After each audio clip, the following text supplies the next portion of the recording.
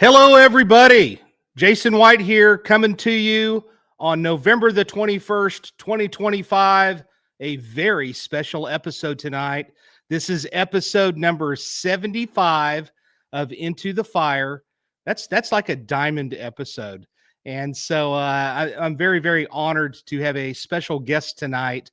It's going to be Shane Petty, Ranger extraordinaire, probably one of the most well-known Rangers in the state of Tennessee. And this guy, let me tell you, when I talked to him on the phone and I read his bio, I was like reminded as to how little I have done in my life. I mean, this guy has made the best of his career, and he's made Rangers proud throughout this country. Believe me. You talk about somebody that's done a lot. Last week, I was actually in the great state of Tennessee. I flew back Sunday. My wife and I were there in Gatlinburg and Pigeon Forge area. And a very special surprise, actually, Danny Couples, who's going to be joining me on this episode. He and his wife, Dory, had came out, and they spent a couple days with us out there, and we had a great time. And we walked our legs nearly off, and we just searched in almost every store. Believe me, there's lots of stores, and between both of the ladies, they enjoyed getting to know one another, and we just had a good time. So it was a lot of fun. I have to say, Gatlinburg and the Pigeon Forge area, the Great Smoky Mountains, that's the first time I've ever seen it in the daytime, and I was absolutely shocked at how cool of a place that was. That's a place that Tina and I are most certainly going to return to. And yeah, it was awesome. You can hear her yelling in the background. Awesome. And it was awesome. It's ladies. And I wanted to mention this too. I know that as you're watching this, it's like, oh my gosh, this is great. I'm not really doing this live. We're not doing this live because it's actually Tuesday night. And the reason why is because while you're watching this Friday, I'm going to be in the middle of my presentation at the U.S. Marshal Museum in Fort Smith, Arkansas. My 2-hour presentation that I'm going to be giving. It's my encore performance in that at the U.S. Marshal Museum. So hopefully people have gotten there. Hopefully the people that are close enough, they're not watching this live. They're watching this. They're going to be at the show. And I know that Phyllis and Cheryl are going to be at the event. They're actually flying in from Michigan and Virginia. So that's really special. So I don't want to keep this guy any longer than we need to, but I'm going to tell you, I do want to mention a couple of other things. One of the things that Danny and I did that was really, really interesting is that both he and I, we went to the Alcatraz East Museum, and some of the things that are in this museum, there's a lot of different artifacts. Like John, there's OJ's Bronco. That's the Bronco, and that's pretty cool. And it's real cool. I wish I could have went up there and just looked in it and checked it out. Maybe got a little luminol and resprayed it. And that's Ted Bundy's VW. That's actually his VW, not the one that he was caught in finally. This is the one that he actually did a lot of the abductions in Utah and Washington State area. That's the original one. And as we were looking in one of the displays, if you could see it, Kathy Kleiner's book, and Kathy Kleiner, who was a guest on this show, she was actually nearly beaten to death by Ted Bundy from the Chi Omega sorority house. We saw a display that had her book in it, and I messaged her immediately, and I was like, "Hey, Kathy, look what I just came across. This is really cool." And so she's probably going to get in touch with them and see. We messaged back and forth, and I think she's going to get in touch with them and see if maybe she can do a book signing there at the museum, which is pretty amazing. But anyway. Very cool. I recommend the museum. It was a lot of fun, and I actually read a lot of the different things. It was worth taking a look at it. Furthermore, if you're law enforcement, they'll give you a discount too. So keep that in mind. So nevertheless, this is episode number 75. We're going to bring Shane Petty on the show, and Shane is a legend in the great state of Tennessee when it comes to the state Rangers. Shane is currently the operations chief for Maury County Office of Emergency Management, where he oversees day-to-day operations for the office as well as the search and rescue program and the department's canine program. From 1989 to 1993, he was a park ranger for Henry Horton State Park and later became the assistant chief. And in 1997, he was named chief ranger for all 56 state parks, overseeing 250 state park rangers and all emergency operation teams, which included wildlife, fire rescue, search and rescue, horse mounted, and their canine search and rescue team until his retirement in 2023. And really, when I look at that and I'm looking at the years, man, he became the chief pretty darn quick. He wasn't with them that long, so he apparently turned a lot of heads and he was doing a great job. Chief Petty has also been involved in or ran over 2,000 search and rescue missions for lost and injured people and has captured over 280 missing persons with his bloodhounds. He has authored 2 books on search and rescue, one of which is Lost and Hound, and the other one is So God Made Rangers. Definitely, you should check those out. And he belongs on several search and rescue boards in Tennessee and is a co-founder of TSAR, which is the Tracking and Search and Rescue, in conjunction with the Tennessee Law Enforcement Academy, where he has been an adjunct instructor for 29 years. And he's a speaker. He speaks all over the place. So if you're listening to this and you're like, hey, we need an interesting speaker, you might have your guy right here, both he and I, and you could just have us both come to your conference. Let's bring on both. Danny Couples is joining us too, because Danny's a buddy of his. Thanks for being here, Danny. I appreciate you co-hosting again. And I pay you big money to be here, and I appreciate it. And let's bring on Shane. Thank you for being here, Shane. Great to meet you in person, and thanks for being here, man. It's a real honor. Oh, no, honor is all mine. Appreciate you having us, and come see us in Tennessee again. Loved it. And matter of fact, my wife and I, as we were driving back, I was like, I could actually live in this state. Honestly, it's just so pretty. And the people are friendly to another level. Oklahoma, they're friendly, but there's something special in your state. So, but anyway, so tell us how you ended up getting, by the way, and I got to say this or I'm going to get in trouble. Danny, my wife wants me to tell you hello and tell Dory hello as well. I will. All right. So, but anyway, we had a blast with you guys, really. Let's talk about, how did you even get interested in this career path to begin with, to become a ranger? I'm probably one of the most blessed individuals ever. I met a horse-mounted ranger actually at Henry Horton when I was about 12 years old, and we're on a family vacation. Henry Horton has a hotel. So we were there on a family vacation. I met that horse-mounted ranger, told my mom, I know what I'll do for the rest of my life. On the horse-mounted ranger at Henry Horton. I was hired in 1989 as a ranger at Henry Horton. That's all I did all through high school. I worked for city parks, starting picking up trash, anything I could do in a park. I interned during the summer in college for Tennessee State Parks. And when I graduated, when it came my number, we had 50 plus state parks. I'd go anywhere to get a job. It happened to be close to home at Henry Horton. And not more than a year after that, I became a horse-mounted ranger at Henry Horton. So fulfilled my childhood dreams and goals pretty quick. A ranger there for a little bit, and then my boss there, he decided he would leave and go be the chief ranger for the state.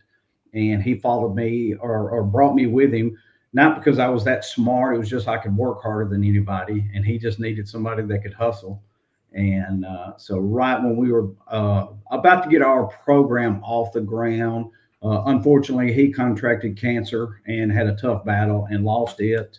And just like you said in the intro, I was too young to be, I was probably too young to be an assistant chief, much less a chief.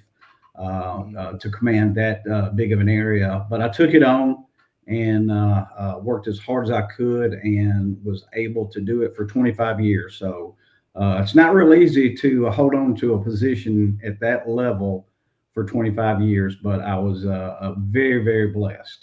You must have had good people working for you, for sure. Yes. And I know that you were more of an operations type of a chief, which means that, at least I've heard you say that, where you basically were out there, you were getting dirty right along with your people and working right alongside of them. Yeah. So just the way I'm built, still to this day, I'm operations manager here in Maury County.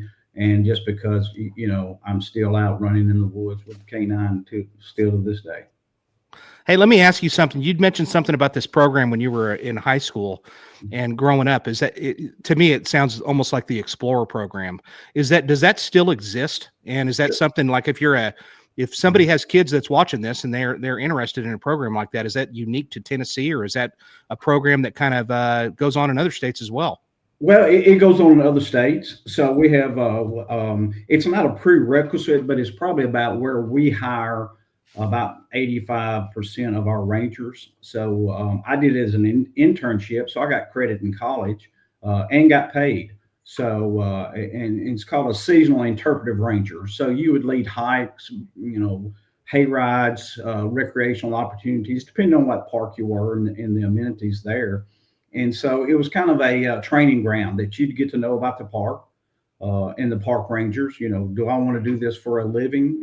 Knowing the hours that they work and the rescues or, whatever it may be. And in turn, the rangers got to, see you. And so it was a good training ground that they would, they could pick you out if, they thought, hey, this person will make a good ranger. And most state agencies across the country have those type of programs. Yeah, and I looked it up on your state website, and the pay is not. I mean, when you become a ranger, it's not super low. I mean, you could actually make a living at it. It's a lot better than as all of us. But when I started, you didn't make much money, but you didn't need to. They gave us a house and car and a horse. Man, what else did I need? And you're living in paradise. You're living in where everybody wants to go for the weekend and stuff like that. Yeah, I lived on 1,500 acres and I didn't have to pay the property tax or mow the grass, so it was great. Yeah, except for you had to work every holiday, and your most prime time to get up and do stuff was late in the evening and at night. Yes, absolutely. Yeah. And you work every weekend, so the grass is not always greener. Yeah. So as you're working there real quick, and Danny, feel free to jump in at any time. Just, wink at me. As you're working there and you're doing your thing, I'm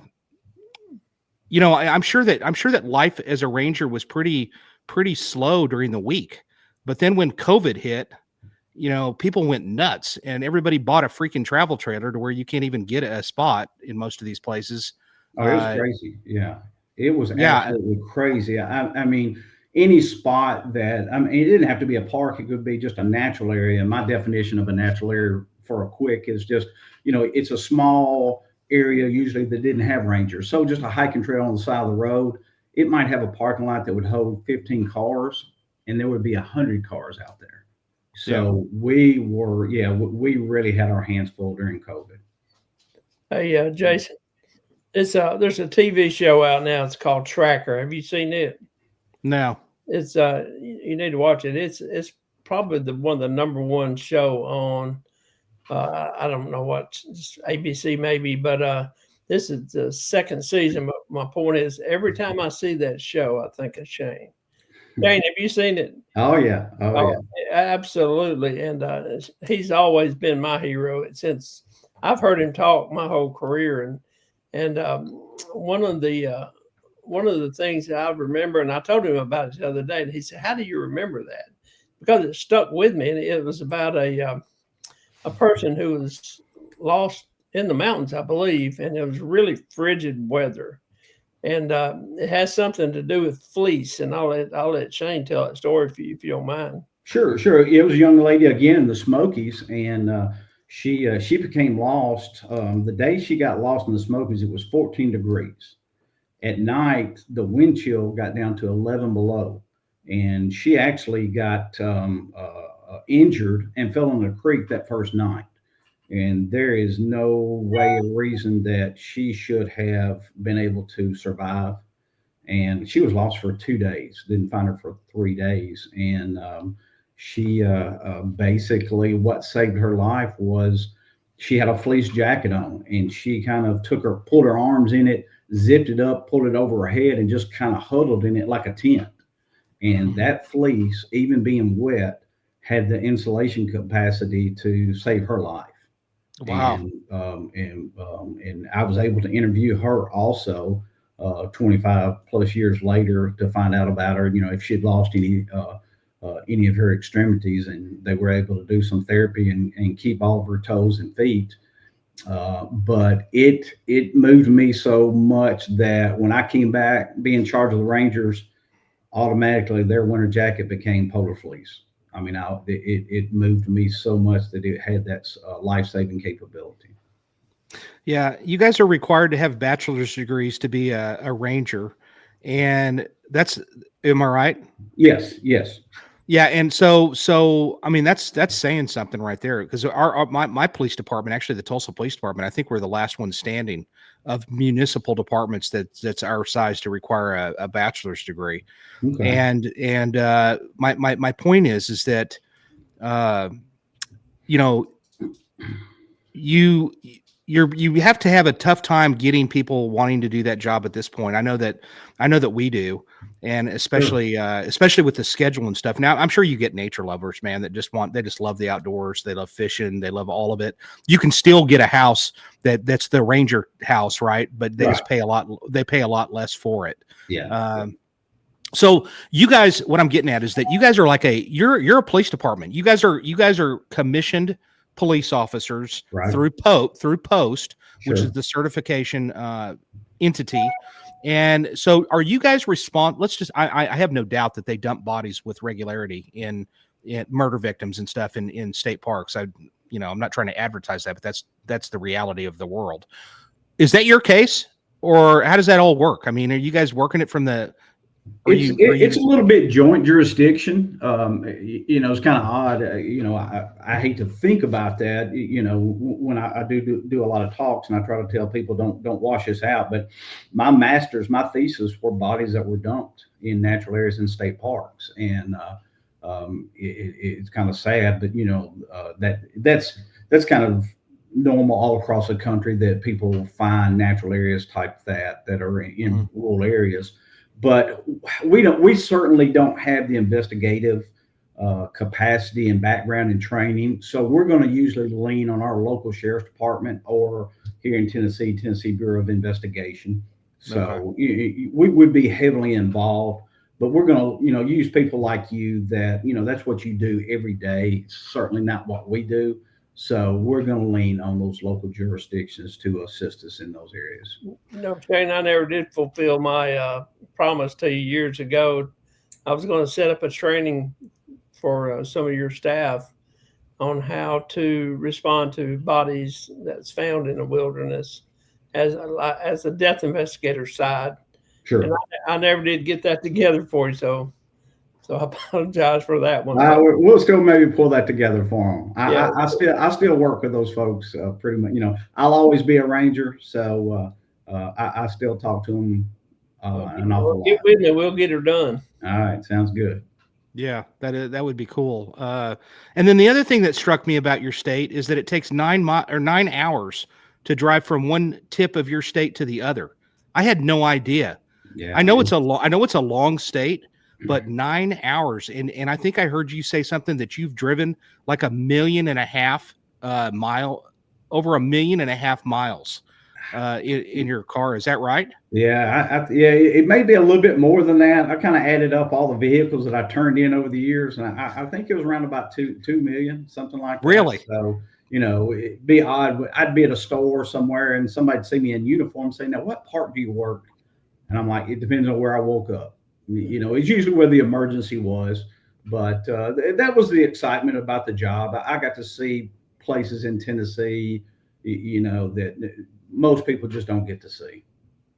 Yeah, I bet. And that I was hearing something about James Earl Ray, and that's the guy that trained you, right? That actually led the search to try to find him from Brushy Mountain. Brushy Mountain? Well, James Earl Ray, he was the killer of Martin Luther King, and he's actually escaped from Brushy Mountain. And one of the gentlemen that took a bloodhound was a former FBI agent. Bob Swade was my mentor. Bob got me my first bloodhound. He got me on those first searches of the 2 kids in the Smokies, and then got me my first bloodhound. So he got me started in that. So my mentor was one of the individuals that helped track down James Earl Ray in Brushy Mountain. Some of the cops, I was out there speaking at the Tennessee Crisis Negotiator Association, shout out to them. Great conference. It was their second annual. Great people. But I was talking to some people, and they said that Brushy Mountain, that they basically, and correct me if I'm wrong, and maybe they're just telling me this, but they said, oh man, that place is around that prison is infested with rattlesnakes. That they basically imported them in there to discourage people from taking off out of that prison. Is that true? I don't think I would buy that they imported them in there. You know, that's kind of a myth in Tennessee. But it's a very rugged area. Actually, we have a park, Frozen Head State Park, that butts up to the park. So lots of times when the prisoners would escape from there, you know, the rangers have to be on, you know, pretty high lookout because they very well could end up in the park pretty quick. Yeah. So tell me about a day in the life. What was the day in your life? Because I mean, what did you do? Did you just pick a state park that you're going to go? All right, today I haven't been out here to this one park. I'm gonna just take a trip. Well, now, you know, usually it depended on the emergency. Of course, part of my job, I was in training, so it would be training rangers, but I did all emergency response. So it would depend, you know, and we had everything you could imagine. People get in the wilderness area and just accidents happen. So it could be a drowning, it could be a wildfire, it could be a missing kid, missing person, anything of that scenario. It could be just a natural disaster, an ice storm, tornado hit, anything to that capacity. You know, here just a year or so ago, we had the Hurricane Helene come through and hit right on the East Tennessee, North Carolina border. And it wiped out 2 or 3 state parks. One, it just took it off the map. It took every structure off of it. David Crockett birthplace, they've had to rebuild it from scratch. And so that would be what we would have done is we would have responded first with search and rescue and recovery, and then having to help rebuild the community and the park itself. Yeah. Wow. So it really was. It was whatever park that I, you know, ended up in. And of course, I was over a horse-mounted patrol, so we would do a lot of big events. You know, whether it was 4th of July, you know, any big event may be, or governor inauguration special events. That I spent a lot of miles with pulling the horse trailer. Yeah, do you get to know the governor pretty well? Is that one of those deals that you're? Yeah, you get to meet him. Yeah, I worked in my tenure. I think I worked 9 different governor inaugurations, and so you get to meet them and, you know, special details. So I've got to, you know, get backstage, so to speak, and meet most of them, get your picture taken with them. So that was always a great honor. Probably a president here and there that just. Maybe. I don't know. Yeah. Well, I didn't get to. I tried pull some strings to go when I was at the FBI Academy, and I wanted to ride a horse on the grounds of the White House. I had done some training for the U.S. Park Police, and they said, "You come, we'll let you ride all over the White House." And when I came there, it was 2 weeks after 9/11. And yeah. They said, "Shane, it's not going to happen." But they pulled some strings and they let me get on the grounds. And I'd always heard there were SWAT guys in black uniforms on top of the White House. And when I walked out there and got on that horse, those guys took notice of me. So they knew I was not supposed to be there, and I was not supposed to be on that horse because I wasn't in uniform. Ride his horse to the White House. Yes. I thought I had lived my last day that day. But oh my gosh. Yes. Because I asked the park police, I said, "What are those guys doing?" He said, "They're pointing guns at you right now because you're not in a park uniform." Oh my goodness. I got on the horse and got off before they even took a picture. I said, "I don't need a picture. I experienced it. I want my life." So, yeah, right. My gosh, that's a story in and of itself, man. It was pretty cool. Yeah. So all right. So I asked you off there, what's a case or two that to you, your dog had actually found 250 something people, missing persons. Well, it's kind of the first 2 searches I went on, like I said, was in the Smoky Mountains for a couple of lost kids. And coming off of those 2 searches, what got me, the first individual, young boy, unfortunately, he fell off about a 100-foot cliff in the Smokies and to his death. And then about 8 months later, we were back up in the Smokies looking for a 9-year-old that was lost in the Cleveland's Dome area.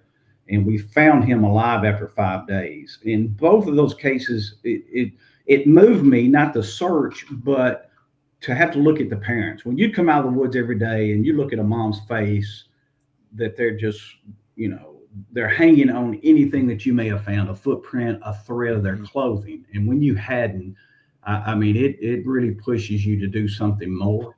And so that pushed me to do canine. And so I started a canine program with state parks. And what got me into a very interesting career is I would be asked by local law enforcement agencies to come assist them with missing persons. And then it would be criminals. So most of my cases are almost about 95% criminal. That's not the way I designed it, but most agencies don't really need a bloodhound. They don't maybe need them once or twice a year. And so it's not really feasible for them to have them. And at that time, I was kind of the only bloodhound around in Middle Tennessee, and people knew who I was, and I got a lot of calls and would make a lot of fines. And every time you'd make a fine, your name would get out there, but that only meant it gets you called out in the middle of the night, twice as much or 4 times as much. Yeah. I've done a lot of big robberies and a lot of homicides with my canines. Yeah. And by the way, just to the listeners, the most dangerous job of any police department or for a cop is canine, because they're chasing after the worst of the worst.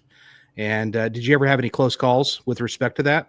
About 3 days ago. Well, no, Friday night. As a matter of fact, I got called to a neighboring county for an armed robbery suspect.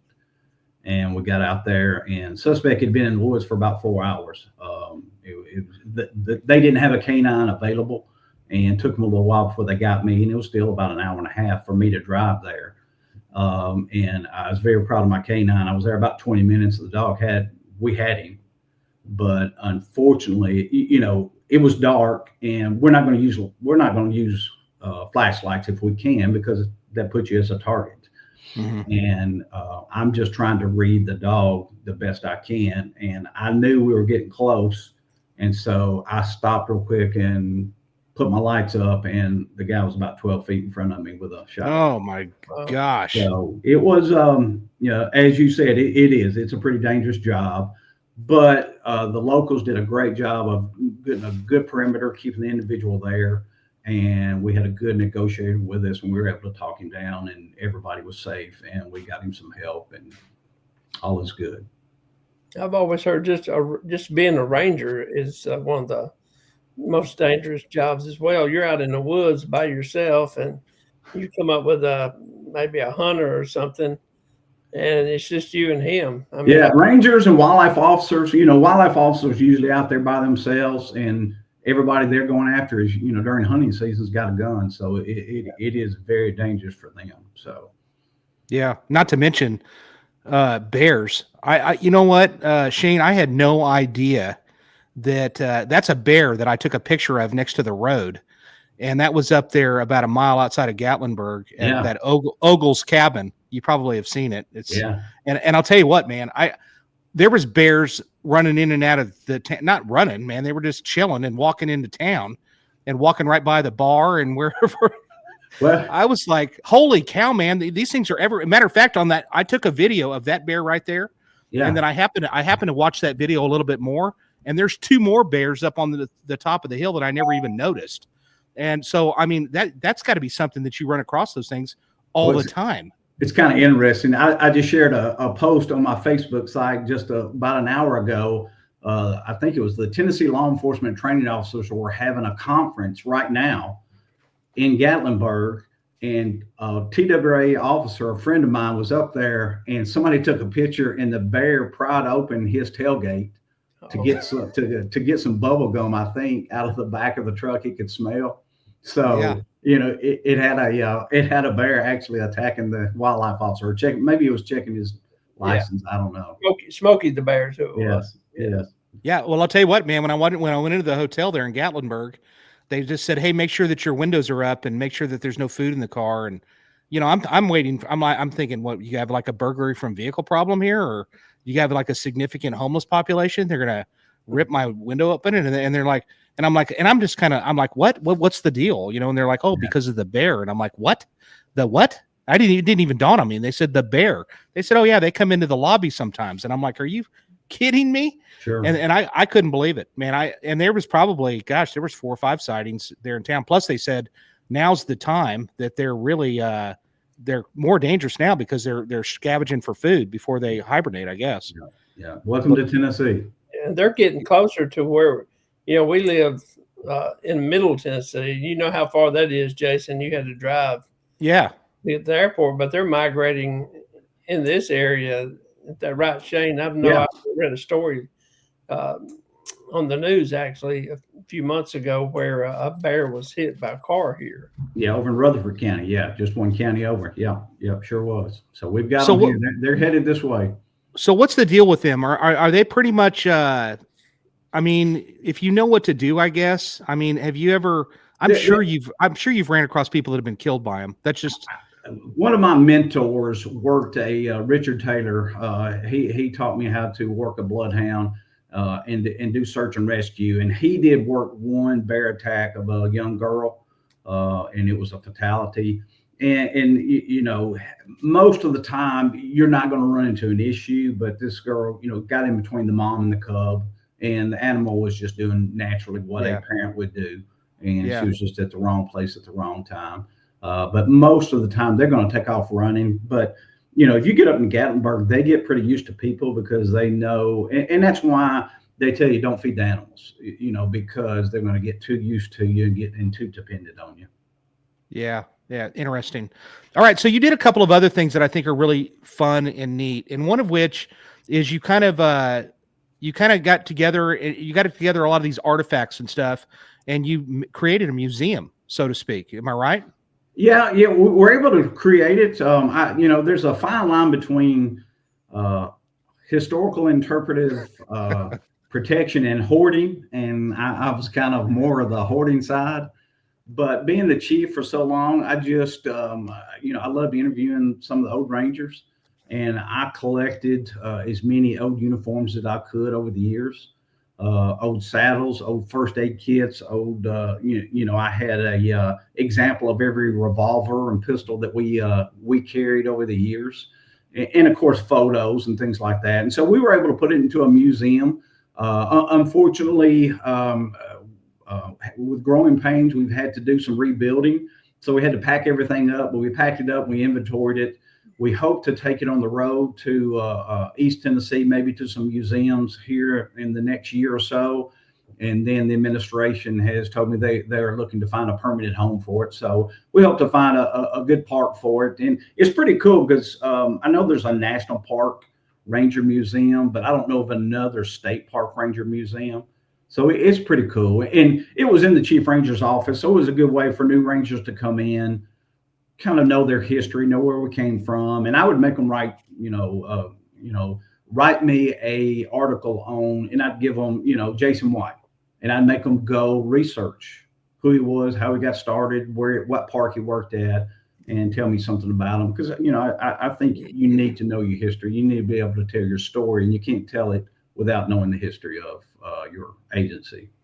Yeah. And then you did something else that I thought was pretty brilliant, actually, and that's the alumni, to where you have a get together once a year at the end of July. For all staff. That could be somebody that cleans rooms at the hotel at the park, all the way up to you or other leaders that are involved in it. Yeah, you did your homework, didn't you?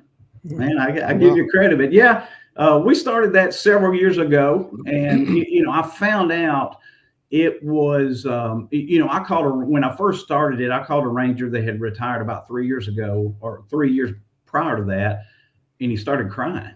And he said, "Y'all forgot about me. I spent 40 years doing this job, and I left, and nobody called me." And it got me to thinking. And I said, "Well, it's not that we didn't call you. We just got busy doing the job, but shame on us."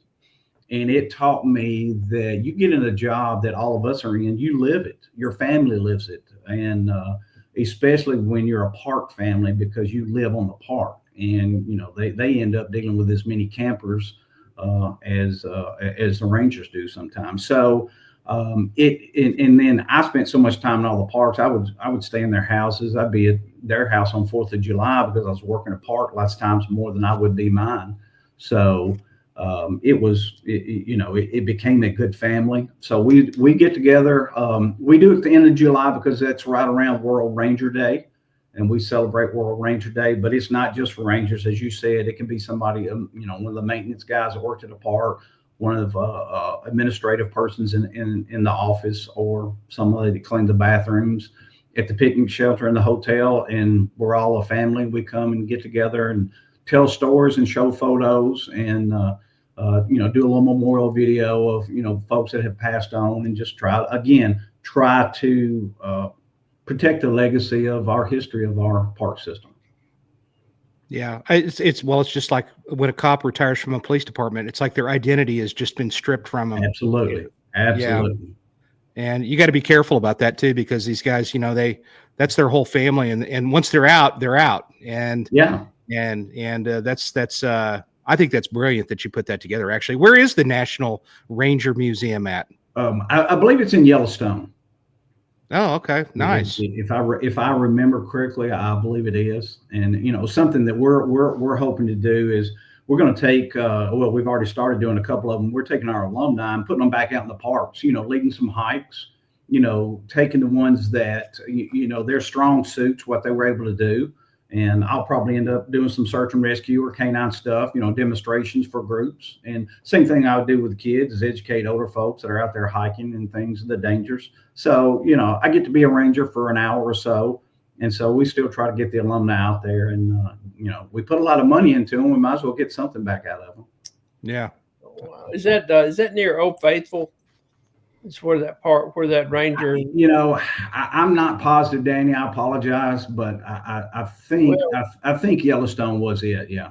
Yeah, because I was out there this past summer, and I remember seeing it. I think you're right. Yeah. Yeah, Danny. That light bulb that you're involved with, it's the Locator 911. Am I saying that correctly? You had this first time. Yes, it is the Locator. For the first time I got it right. Yeah, the Locator 911 bulb. That's it.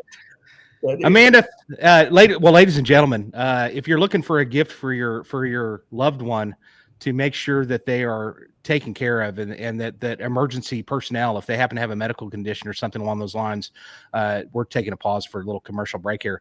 If you I don't know that you could buy a better gift. This gift is something that could save their life, and it's something that leads the EMS crews straight to their house. And believe me, in a rural setting for sure. And they're working on a lot of amazing products that I can't even mention right now, but they're right around the corner. Amanda, show up that quick little video.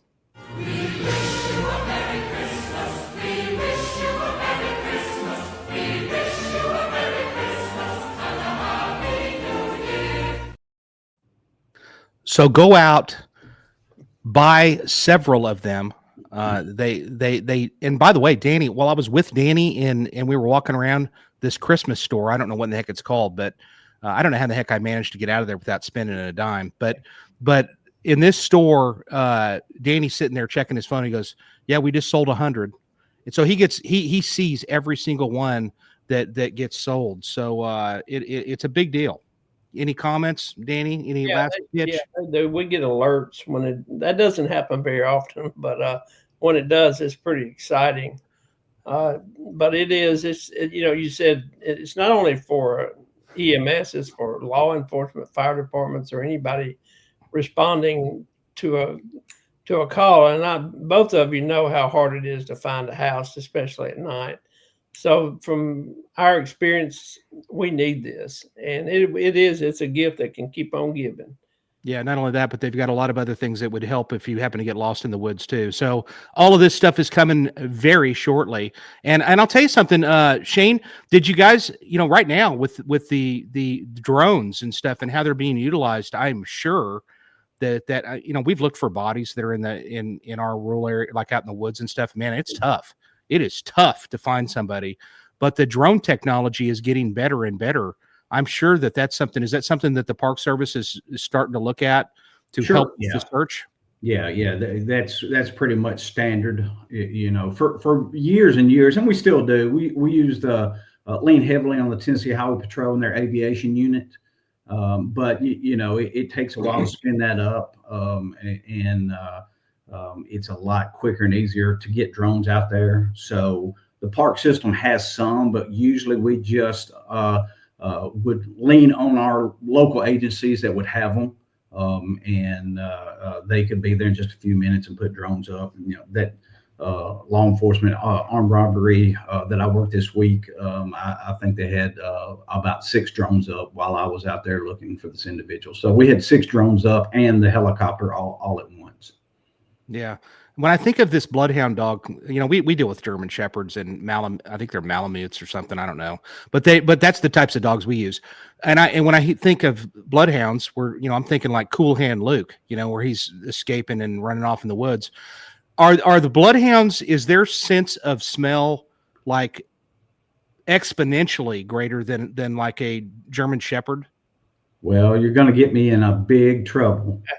Because you can put 100 of us in there, dog canine handlers, and we're all gonna brag on our dogs. So every dog has their ability. I just did my research. I felt the bloodhounds were. My mic drop is I say, well, I have found 287 individuals in my career that the dog actually found them. So somebody would have to come up with more numbers than that to convince me that another dog is better. Now, I've done it for about 33 years, so I should have, a good number of finds, but they just have a great ability to discriminate. In other words, give them a scent article of one individual. Or I'll give you an analogy. The gentleman that trained me, he said, look, have somebody lay a trail on a golf course early in the morning, let people play on it all day long, come back that evening, give the dog a scent article, let them try to find the individual. If that dog can do that, then you've got a really, really good certifiable dog. And that's tough to do, to have that much contamination. But, if you think about it, you go into a scene, in law enforcement asked me to trail somebody that went into a house and committed a homicide and ran out back. And if 15 law enforcement or EMS people have been in and out, there's sin everywhere. So I'm wanting to ask that dog to find that one individual instead of everybody else that's been through there. And that takes a lot of training to put that dog into it. I feel the bloodhound does that the best, but that's just my area. The dog, I saw Cool Hand Luke and I love the dog too. So that's where I went with it. They cannot, can they, I think you might have told me this, or I heard it somewhere, that if it's early enough, the dog can actually tell, like if they got in a car, which direction they may have went. Is that true? Yeah, they can. I mean, I don't know that I've had a dog that was that good. Now, I ran a trail about 2 weeks ago of a missing child or teenager. And I trailed her from her house, and the dog got to the end of the neighbor's driveway and stopped. And they said, what happened? I said, she got in the car right here. The dog went out trailing further. I couldn't come up with a direction, but that dog stopped and said, okay, the trail ended here. And it wasn't about an hour later, they found out that, her boyfriend had come and picked her up. So, it at least it told us that she wasn't out in the woods, that she was mobile and she was okay. Is there a difference between like a cadaver dog and a bloodhound? I mean, I know they got to be trained differently, but yeah, they're trained different. But I've got a lot of good friends that use bloodhounds as cadavers, human remains detection dogs. So yeah, they have that great smell. So okay, and that brings me to a point I want to ask about real quick, because I've been in homicide for 16 and a half years, and I have dealt with this since I've been in there. And that's, I hear it all the time, usually from younger detectives. And they're like, yeah, that's witchcraft. Those cadaver dogs don't work. And my opinion to that is, oh, yes, they do. That's why they've been around for decades. And sure. What is your opinion of cadaver dogs? It yes, they work. I saw a dog, a good friend of mine, one of my mentors. I saw his dog find a indicate on the body about 35 feet down, and I wouldn't have believed it until divers went down and brought this young kid up, and that sold me right then and there. Well, Um, wait a second. Wait a second. You mean divers?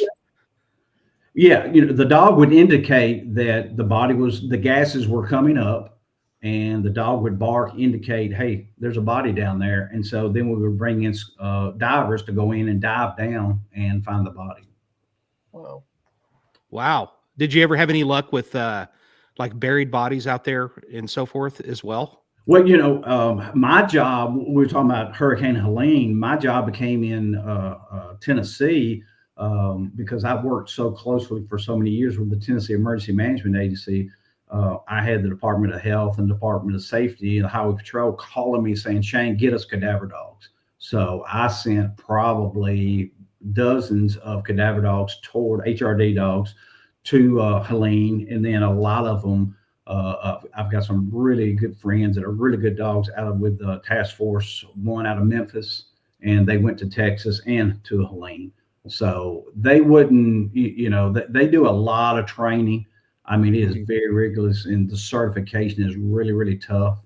And so, they just have a great ability. They're just a tool in the toolbox, just like everything we use. You can take them out there and not find, on this case, they didn't solve the case. But just the other night, with 6 drones and a $10 million helicopter in the air, they didn't find the guy, but the canine did. So it was just his night. We were just at the right place at the right time, had the right training, and were able to locate the suspect. So you just try to use every tool in the toolbox, whether it's a drone, helicopter, whatever it may be, blood splatter, fingerprints, try to use them all in that investigation to find that missing person. Yeah. And did you ever have any close calls with snakes? I never did. I've about had a dog bit before. I never have, but a couple of my good friends have. Just here recently over the summer, a good friend of mine had one bit. Because your dog's out in front going, and you're busting through just very rugged area. So it's very common. I've been very lucky and very blessed. Probably I've been close to it. I just didn't know it, and I'd rather not think about it. Yeah, because I could think that after the dog gets through there, now the rattlesnake is awake. Yeah, and then you come up on him. You know what I mean? Yeah, I've heard the analogy. It'll bite the second person come through, the dog being the first, and then the handler being the second. So not sure if that's true, but I've been blessed. We're going to get to your books here in a minute, but I'm curious I'm just fascinated with this because I've never talked to a park ranger in depth like this, and this is interesting to me. So what are you looking for? What are kind of the characteristics of an applicant that you really look for that just kind of interest you in that person? What are you looking for? Well, you've got to have that love of the out of doors. You've got to have that love of people, because we're really, law enforcement is a very small percentage of what we do. It is more education of public. You want to educate them about the flora and fauna of a park. But you also have to run different operations, whether, a camp where you've got people coming camping, you've got hiking trails. So those hiking trails are usually built by the park rangers. They're maintained by the park rangers. They're reblazed by the park rangers. And when somebody gets lost on them, it's that park ranger that has to go out there and do them. Danny being a paramedic, we would call them to come assist us.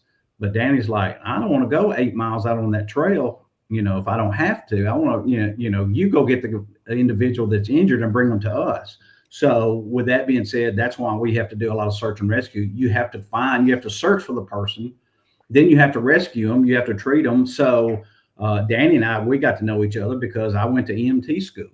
So many of our rangers, they're either EMRs or a lot of them are EMTs, and we have several that are paramedics, just because of we have, if we have an individual have a heart attack 8 miles out on a trail, that can be a very serious, because, we're going to be limited on how much oxygen we can give them because of the supply that we can take with us.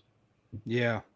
That's funny. Interesting. On that show I was talking to you about Tracker, last night's episode was a guy just like that. It was way in the mountains. He had fallen and hurt his head, and the ranger that was there, they were capable to they had their kit, their jump bag, and take care of him, because just those two guys out there. Yeah. And he was able to do it. Do they? That's not a required training for new ranger or a new park person.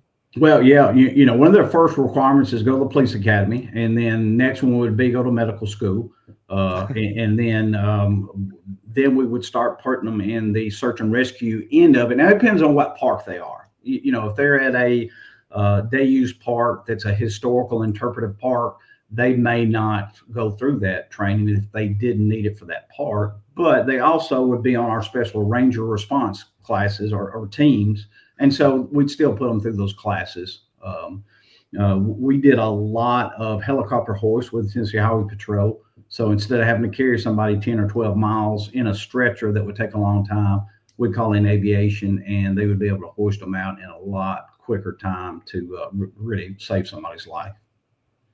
Yeah. Do you guys kind of keep a pretty good eye on how many people are going into that? I mean, I don't know. You can't monitor everybody, but you guys have I guess you look for cars. I guess you look for cars that are sitting out there at 2:00 in the morning and there's nobody around, and you're like, that's not good. One of those deals. Well, the last search that I did as chief ranger with state parks, and that's how they all start. The ranger's getting ready to leave. They're going to go shut the gate. It was wintertime. It was February the 23rd, I believe. Ranger walks out and sees that one car in the parking lot and says, "Oh man." And so, you have to make the determination, is this a lost hiker, or is it somebody that is what we call ROW? Are they in the rest of the world? Did they just park there, jump in with a buddy, and go eat and said, "I'll come back and get the car later on"? Happens every day. Yeah. But my last search, that's how it started.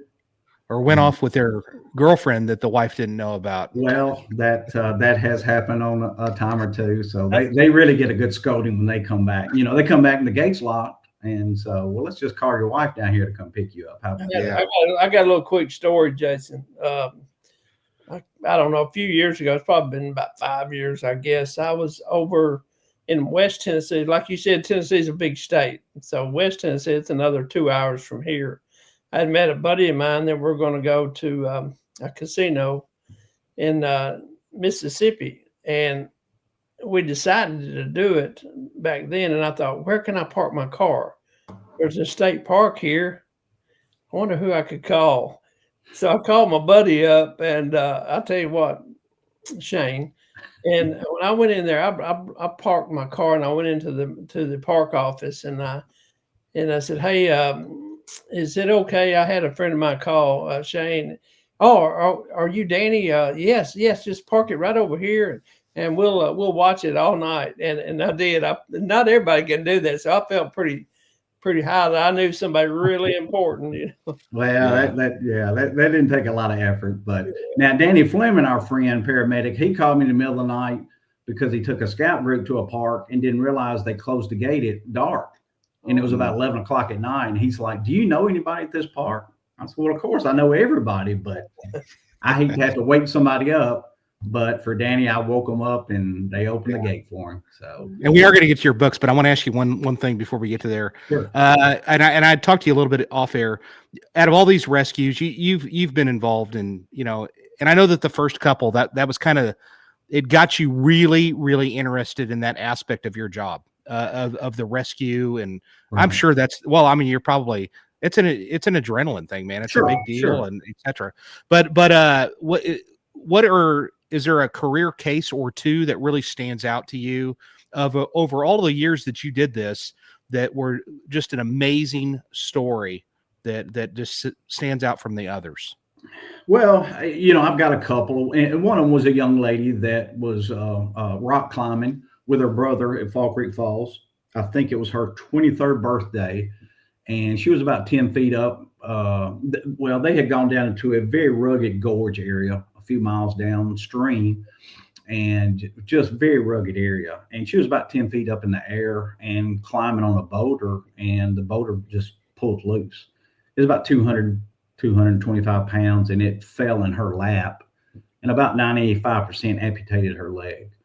And her brother actually took his clothes off, made a splint, or took some sticks and tried to make the best kind of splint that he could, and bandage her up, as well as he could with his clothes. Ran back out to the road to get help, and then ran back to her. I actually happened to be in that park because it was a big festival that day. And I rode my horse out. I was about 150 feet above them in the gorge, and I was able to stop my horse, and I would look down. But I was right in the middle of EMT school. I had just been through mountain rescue, so I grabbed my EMT bag. I grabbed my 200-foot rope and a rappelling harness. I tied my horse to a tree. I rappelled down, got to her, assessed her, called a lot of other rangers, and packed as much dressing in as I could with her. I actually basically held her exposed femoral artery for about the next 2 hours to get her out. And it was just the most rugged stuff that we had gotten out. I stopped the rescue team a couple of times because I thought she had died. I mean, I couldn't get a pulse and I couldn't get a heartbeat. And every time I would get ready to do CPR, she'd open her eyes and look at me, and she'd actually say, "It's my birthday." And I said, "What?" And we take off again. And it went, I met her several years later, and she said, "Do you remember singing happy birthday to me?" And I said, "Girl, I'm a professional. I wouldn't have done that." And then all of a sudden it hit me. I said, "I sure did, didn't I?" I had forgotten that. I guess I blacked it out, or the trauma, the stress of it. But when we got her out and put her in a helicopter, the ambulance attendees told her brother, "You need to go to Chattanooga and identify her body because she didn't make it." And we got a call later that night that she did make it. And matter of fact, the next day I put my horse in the trailer and I drove all the way to Chattanooga with a horse in the horse trailer. I just wanted to look. And so I went into the emergency room, and sure enough, there she was. They put 11 liters of blood in her that night. Did multiple surgeries and put her back together. And she's alive today. Had 2 kids. She had about 367 staples, I think. Had 3 or 4 different total hip surgeries, but she's still mobile, still going. I think she's surfing right now in Hawaii, if last I heard from her. So she still got her leg? Yeah, they put it back together. It's unbelievable. It's unbelievable what they did. So the good Lord he was with us on that day. Yeah. And did you say you had a second one that comes to mind? Well, it was my last search that I did. It was the one where we talked about the parking lot, and it took us 417 days to solve. And I know I saw in your intro, you had the old crime scene where you would put the push pins in and draw the string, to all the different. That's what we did with this. This thing it'd make a Netflix series. I mean, I go around a lot of the state, and I do this search. I do it about 3 or 4 times a year to different search teams, and I give them a scenario because I used every bit of search and rescue resource and idea and technique that I could imagine, whether it was helicopters, drones, dogs, kayaks, underwater cameras, divers, everything you could think of, and I could not find this guy. And it just plagued me, and I just stayed on it, and it became my cold case.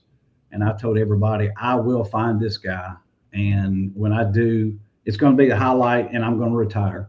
I'll retire on top. And it took me 417 days. I found him and decided I better be a man of my word. And so I did retire after that. But we were able to use the technology to be able to find him. It could have been anything that you run into, Jason. He could have been in a different part of the country because he had done it before. He could have got a ride. A lot of things could have happened to him, but he had actually just had a bad accident, fell off a cliff, and it was kind of like an avalanche. It covered up his body, and he just couldn't find him. And we used some geocaching technology to find his phone, and by using that, and had to dig out his body and finally found his skeletal remains. Any animal activity? Oh yeah, yeah. There weren't many of his bones left. Most of them had been scattered. We were able to find his skull and about 14 bones, but most of them Okay. were scattered. Uh, Yeah.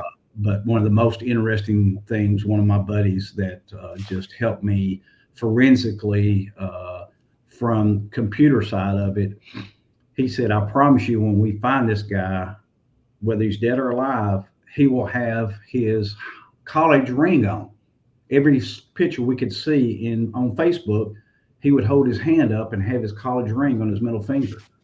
And Huh. on that day that we went to look for him, we took this buddy of mine, Clint Dearberry. He had the idea to take a metal detector, and with the metal detector first we found his cell phone. Then we dug deeper and we found the body or the skeletal remains, and then we found his class ring, which had his name in it, which was able Wow. to Wow. really identify the individual. Oh, that had to have been gratifying for you to find. Yeah, it was. I mean, I just like you, Jason. I lost a lot of sleep. I'd wake up in the middle Yeah. of the night and go, "How did I miss him? Where is this guy?" I'd get on Yeah. Google Earth, try to research, and go, "What did we not do? Where did Yeah. we not look?" And I mean, my wife would tell me to leave in the middle of the night. She's like, "If you're going to sit there on the computer and wake me up, get out of my house. Go to the park, go out there and look for him." Your wife's done it to you. You wouldn't be laughing if Yeah. if it hadn't Oh, I happened. know. Oh, you know how it is. I do. I do. All right, let's talk about these books. So you've got 2 books. Amanda, throw those pictures of those books up there. There's one, Lost and Hound, and then the other one is that one. So God Made Rangers. And tell us how that all started. Were you sat down? Well, I guess like anybody, we've all got dozens of stories, and I thought, well, I'll write a book someday. But yeah, who has time to do that? Well, I don't know if it was just age or calcium or whatever it is, but I had some bone spurs, and the doctor said, "I'm going to take your Achilles tendon off and knock that bone spur off with a chisel and a hammer." And he said, "You're going to be laid up for about 3.5 to 4 months in the bed. You better find something to do."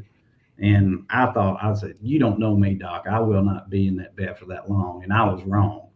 So I took all my canine files and just my wife would feed me in the morning breakfast, and when she'd leave for work, I'd just get on the computer and I just told stories of all my canine finds and just tried to tell it like you were there with me running through the woods. And so I just put that down. And then after I retired, I took a year off and took a lot of our search and rescue stories. And I really wanted to glorify, in the first one, glorify what the dog could do. But the other one, I wanted to glorify and appreciate state park rangers of what they do, and not just Tennessee, but national park rangers all across the country. Of just a lot of people don't realize the how many fatalities are in a park and what they have to do to be able to do that. So so both of my books, I'm not a writer. I found out that you can put anything on paper and send a company money and they'll print it. So I did it really. I've got 9 grandkids, and I want them to think I was pretty cool at one time. So when they grow up, maybe one day they'll read it and go, "Wow, he was kind of cool." Yeah. But I don't really. The interesting part of my books, I don't really make any money off of them. What I do is when I sell one, they are on Amazon, but when I sell them, any proceeds I get, they go to a very good friend of mine, Sergeant Lee Russell. Lee was the upcoming star with the Tennessee Highway Patrol in their aviation unit. He was a pilot for Tennessee Highway Patrol. August 22nd of 2023, Lee was in a helicopter crash. He and Matt Blansett in Marion County, and they were in a fatal helicopter crash that killed them, and they both had young kids. Lee had 2 kids, and so all proceeds to any of my books go to his kids' college fund. So just one of those. Lee would do the same thing for me, and it was just what little I can do. I don't sell that many books, and so what little I do is just enough to buy another book and then give his kids a little bit of money for a college fund. So if I can help them. So, ladies and gentlemen, I can't think of a better way to a better book to get, either one of those, and it's going to an epic cause. And so you should look at those, and that just proves to me that you are a class act above. You told me that earlier when we talked on the phone, and I was like, yeah, man, this guy, you're one of those people, man. You're something special. If they had a superhero that was a park ranger with a cape, you're looking at him right here. I think that this is the guy. I'm just like every other first responder. I pour everything into it that I get, and I didn't waste any time. And it might have been an adrenaline junkie. I don't know, but I just enjoyed serving the public, and still able to do it. He's always a superhero. Always. Yeah. I love it because I think he is, and I love it because I have no doubt that it was probably hard for you to walk away. I bet you still want to. Well, you're still kind of your hands are still in stuff. You're just not across the state. You're in a more confined area. I get to sleep in my bed every night, which is something I didn't do for about 27 years. Yeah. But I'm still in the state parks a lot. I still teach search and rescue twice a year through the police academy, and we do it in a state park at Fall Creek Falls.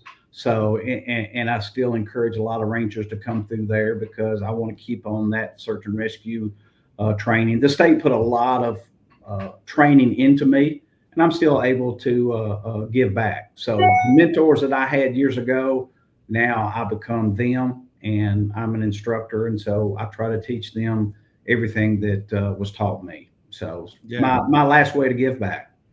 If somebody wants to reach out to you because they're like, oh man, this is really interesting, how do they get in touch with you down the line? Probably the best way, my personal email would be t.shane.petty@gmail.com. All right. Amanda's probably she's probably writing that down right now. But yeah, that's great. We'll get a hold of Danny. He can get a hold of me. Or get a hold of me, and then I will put you in touch. There you go. Is that right? t.shane.petty@gmail.com. Yeah, that's it. So perfect. So if you're looking for somebody to speak, I'm sure that he would be he'd be a good fit, and I'm sure you have case studies and everything else. You've got a catalog of stuff that you can talk about. I have no doubt. And he's probably going, well, I don't know about a catalog, but he's got a lot he could probably talk about for sure. I've got several. That's when we teach our classes. That's what we do. So we take case studies and say, okay, here's what we did. How can you do better? What's the new technology? And I let them, I let them beat me up. Hey, you can see if you do better, and I learn from them. So I learn from the students. So as long as we're all learning from our mistakes, and try to get better, that's better for the visitor. Anything that I didn't ask you that you'd like to put out there in reference to your job and just basically what are your plans for the future? Man, boy, put the pressure on me. So I love to fish. That's my thing. Matter of fact, like all of us, every first responder, there comes a time when you hang it up, you have to turn your keys in, turn your vehicle in, turn the radio in, the whole 9 yards. When I did that, Jason, my office was on the Duck River here in Middle Tennessee. It's touted as the most biodiverse river in the world. And I live on the Duck River, and I have grown up on the Duck River. So when I turned my truck in, I had a canoe in the back of it. I drug the canoe down the hill. Within 4.5 minutes of retirement, I was fishing on the river. So I fished, and I live below there, about a mile from there. So I fished home, and my wife and 2 of my grandkids were waiting on me there at the boat ramp. So, when I finally do retire, I stayed retired a year, fished almost every day, but then went back to work in my home county here with emergency management here in Murray County. And they still let me work dogs, and I still can give back to the county and teach some of the young folks and still teach in the state. And so I'll still be involved with that as much as I can. It's just, the way we're all molded. But, the biggest thing I want to think is, like you guys and every other first responder, that people don't realize, we have to thank our families because we're all a phone call away, and it happens every minute. This armed robbery I worked last week, it was on Friday night. And so you get called out. I was actually on vacation, and so I had to look at my wife, and she knew, she loves, I love to run behind the dog. And I said, look, there's a community in need. I have an ability and a resource and I'm going to go try to help them out. And What happens, Shane, if you're fishing with your wife and her fishing pole gets pulled into the water? Well, that happened to us on vacation. There's a video out there. I was going to take a lure and try to get it. And my wife, there was a fish on the end of the line. So she just jumped out of the lake and dove down and came up with a fishing pole. So if you don't believe it, look on my Facebook page and you'll see the video. She did it. Yeah. Thanks, Danny. That's like a mountain woman, is what that.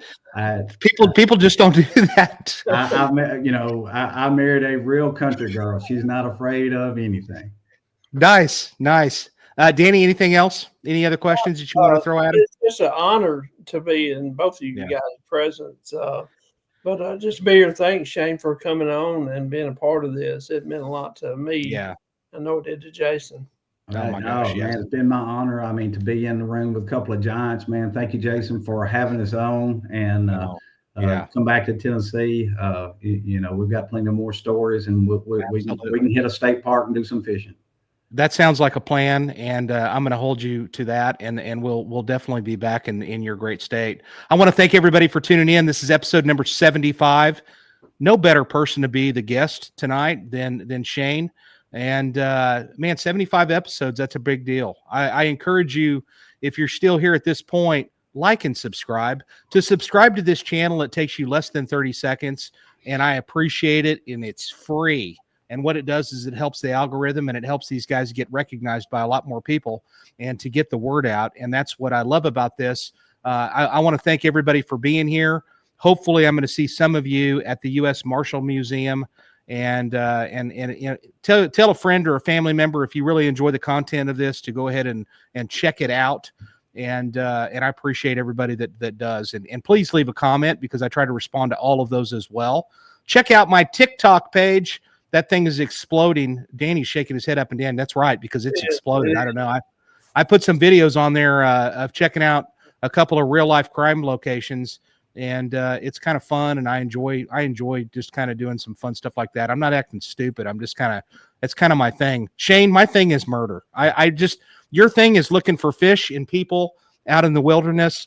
Mine is I just am fascinated with murder. I guess we all have our own little thing, and I wanted to do that since I was a little kid, so I can relate to you 100%. Wow. Amen. Listen. That's right. Thank you all for being here. Thanks again, Shane. You're really, I consider you a friend from here on, man. You're somebody special. And Danny, I appreciate you coming back and sitting in with us. Thank you for getting with Shane and making this happen. And until next time, ladies and gentlemen, I don't think we're going to have an episode the week after that, because I don't want to take away from a guest throwing an episode up on the Thanksgiving weekend. Just enjoy your weekend with your family. And I will tell you this, we are going to have Mike Elam back on, and those episodes have just went through the roof. I mean, it's crazy. We'll talk to him about what has been discovered about Sheriff Pusser, the stuff that he discovered from the files that were released from that case, the Tennessee's Bureau of Investigation. Epic job doing their job, which is really impressive. And so we'll talk more about that later on down the line. Until next time, though, Amanda, take us out.